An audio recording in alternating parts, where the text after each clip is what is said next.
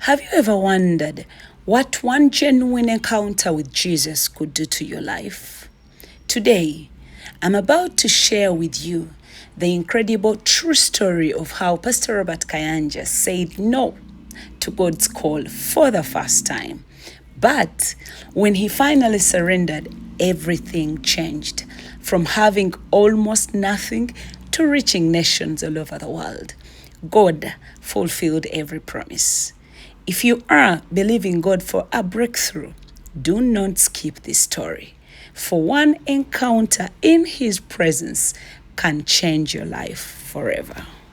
When I began ministry, when Jesus came to me, it was 3 p.m. I was lying on a bed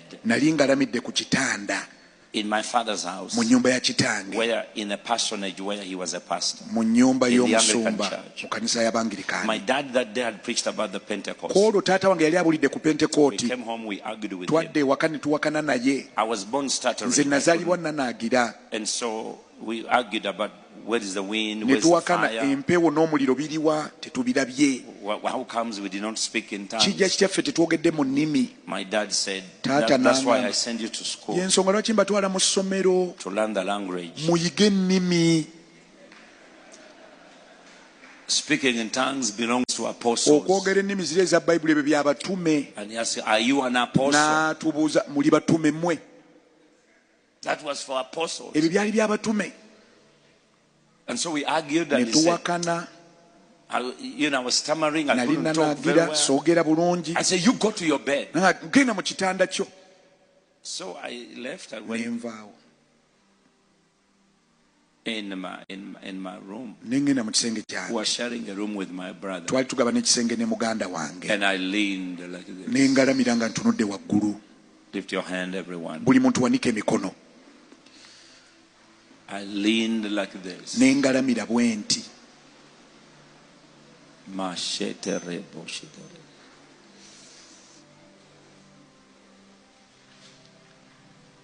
Whew.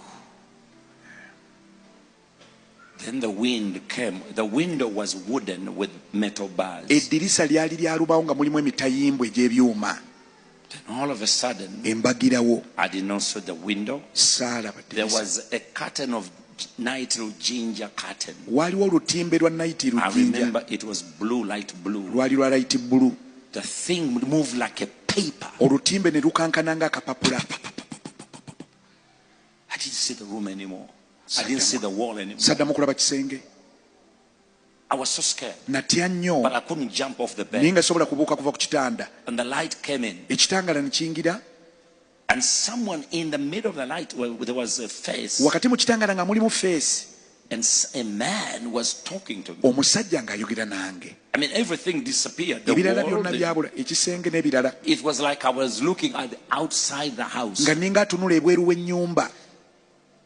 And he spoke to me. I don't know how long it lasted. I remember I told him, why me? Go talk to my father, he's in your business. But saints, when everything was over, I found myself not at the bed. I was lying on the floor near the window, lying like I was dead. Tears running. I was not conscious of crying. So I gathered myself. I came out of my room. The house was more of like a rectangle. And then with a sitting room, dining, kitchen there. I mean, just like those old houses.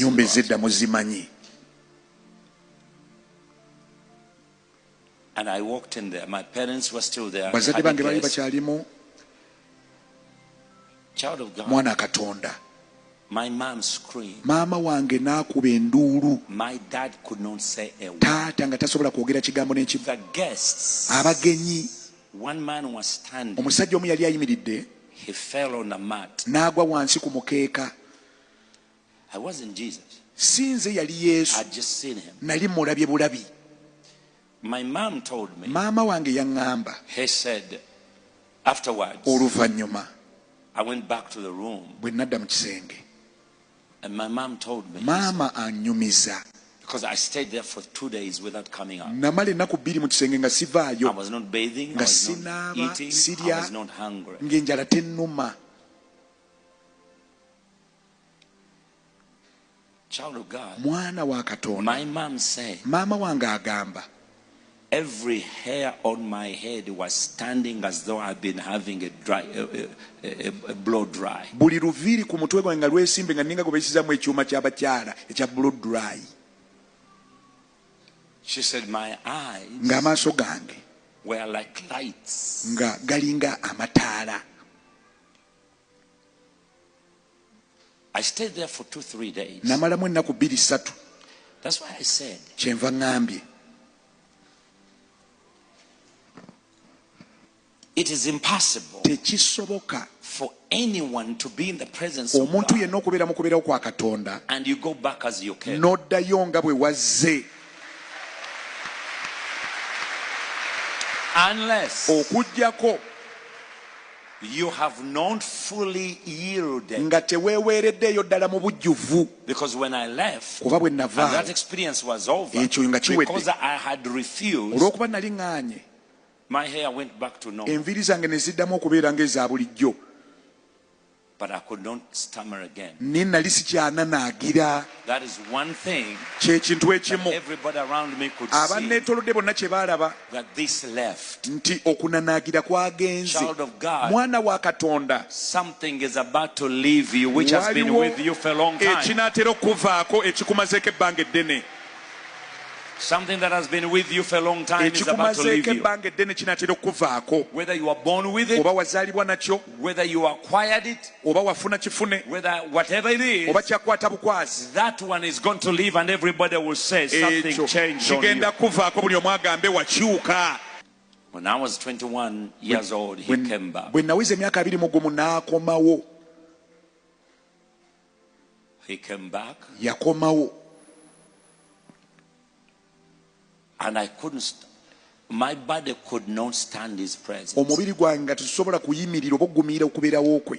Because I remember where he found me and where he dropped me. It is two different places.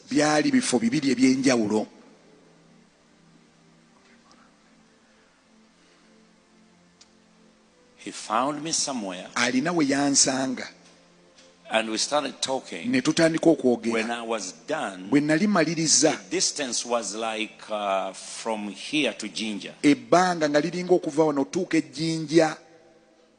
Like today now I'm here. And then in the next 30 minutes, you are in Jinja.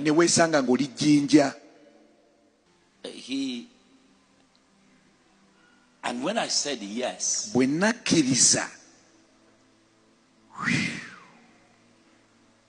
he said, I'm taking you to the land. I had no passport. I had no ticket. I had nothing. I didn't know anybody.